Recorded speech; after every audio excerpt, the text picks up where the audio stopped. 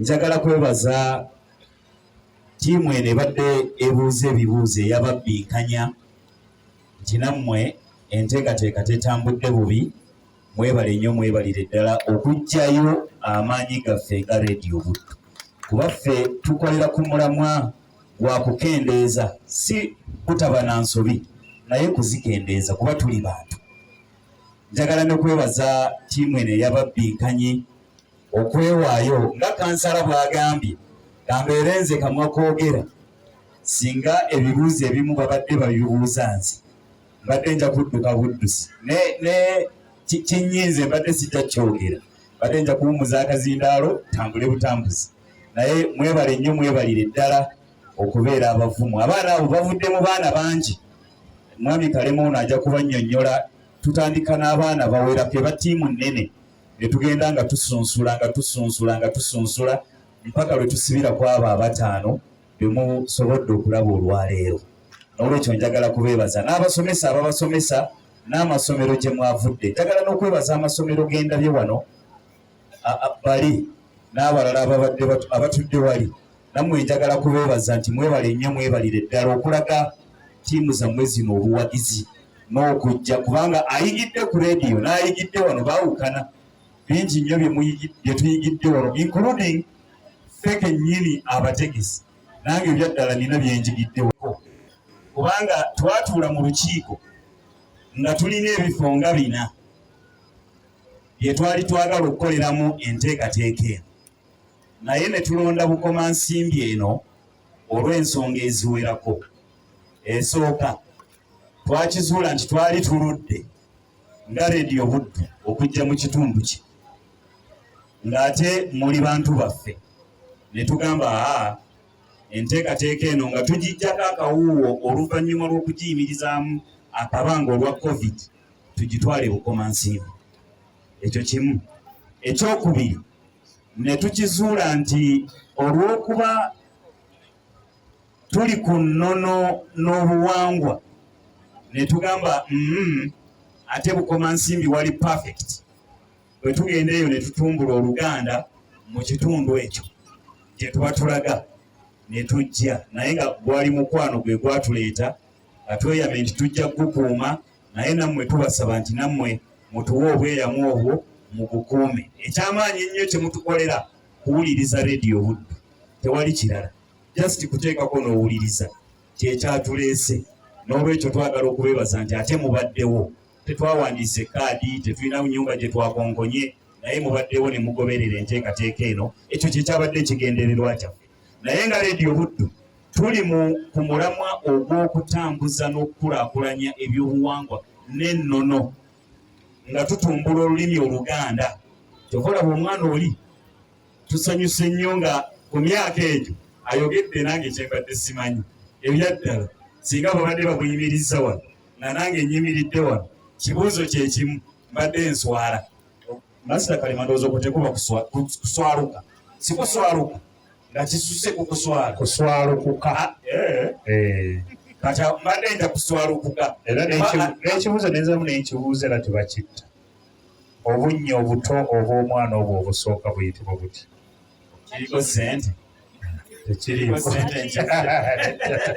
Kale twagala okubeebaza n'okubakubiriza nti bino bye tuwulira tuleke kubiwulira nga kinyumo. Kyenjogedde nti tetuleeta buleesi kinyumo, wabula tuba tuleese essomo. N'olwekyo tubeeko bye tuyiga, bye tuyingire mu mitwe, ate tubikozese ng'Abaganda, kuba tuba tugenderera kuyigiriza bantu n'okutumbula olulimi Oluganda. N'olwekyo munzikirize mbayitire General Manager waffe Mukyala Letitia Namazzi ajja ayogereko gye muli, ate akwase abawanguzi ebirabo byabwe.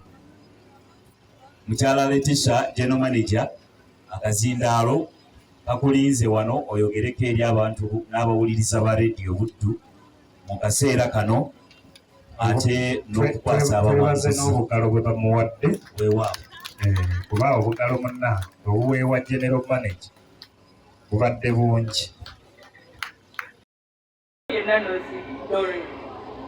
Nanozi Doreen aliye manyi nti nawaddeka Empaka Alliance Senior Secondary. Yes, neba kurati kubanga ye yasemba okwewandiisa bakuba na simu bagenda ku website ne banoonya essimu ne bakuba era tabakuba ggwe twali tumugobye ne bakuba essimu batuterekere foomu ey'okwewandiisa omuntu weyakubira essimu agamba ali kyebongu or something kyebongo toko yes oyo avudde oyo mubbikanyi yava semba buli kati ye mumanyi kubanga bankubira ssimu ye mumanyi nga ye omuntu naye nga tweyanzege ababbikanyi baffe batambudde naffe bulungi baana bampisa kubanga tetubafunyemu buzibu ate twebaza abasomesa baabwe n'abazadde ababadde babaleetanga kubanga tubadde tukola program saawa emu paka bbiri budde bubeera bwakawungeezi abazadde n'abasomesa tubeebaziza ne tubeeza kubanga oyo transport ffe tetumabuwa tetubaddiza transport neeteekamu mu njogere ennyangu neeteekamu obudde ssente n'amagezi ge babeera baleese okubeera nti basobola okubbinkana nebaza ttiimu ya promotions ekwasaganyiza ekintu kino ekulirwamu omwami Sonko Jude kubanga kino kyonna okubeera nti tusobodde okubeerawo ttiimu eyo master kale omwami nze ndi monnyo gwanti kati nsobola okuyita obuyisi nti Kalema John Baptist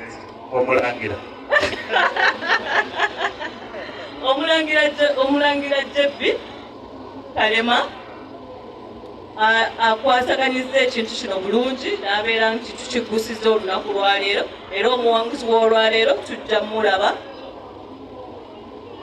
bino ebintu si byampewo nsuubira bwe n'obaddewo omubbinkani gwe bagambye yabbinkana simanyi oba yawangula oba teyawangula so n'omukulu oyo atudde mu maaso oyo gw'olaba anyirira yayita mu bbinkaniro kati dayirekita mulamba mukama mulungi so si oli amuddiridde Kakinda Joash naye yayita mu bbinkaniro kati musomesa mutendeke era yawangula Sonko Jude muzzukulu wa Kisolo yayita mu kabbinkano mu 2009 be bakatandikawo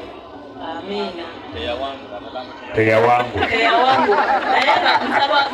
nsaba omukisa guno nsaba munzikirize mpite eyawangulako ate abuulire abantu ekituufu kyetukola ffe nga aba radio Buddu Kakinda jangu Joash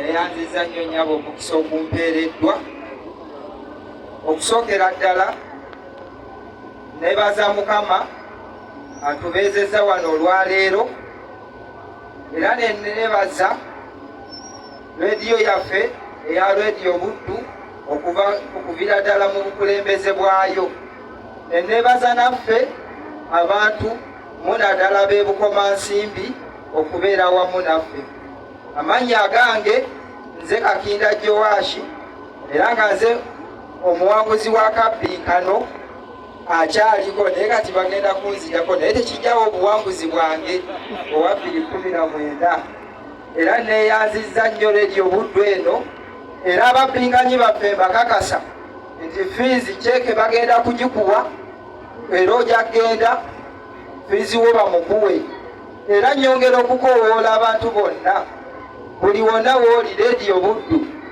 ekyamazima ebintu byeteekamu omukono biba bya ddala era etulumirirwa awamu n'ebyo nsiima n'abasomesa baffe okuva ku Kabale Sanje kubanga nze gye nava ng'omuwanguzi wa kabbinkano era ng'omutwalise naye wano tikyabosa tweyanziza nnyo tweyanzege mwebale obumu obwo mwebale kwagala rediyo Buddu bampise nga baŋŋambye ogenda kugaba birabo kati era mbeera awo n'omuzindaalo ogwo basebo ne banyabo keekadde akadde kano tugenda kulangirira omuwanguzi era omuntu gwe tugenda okusa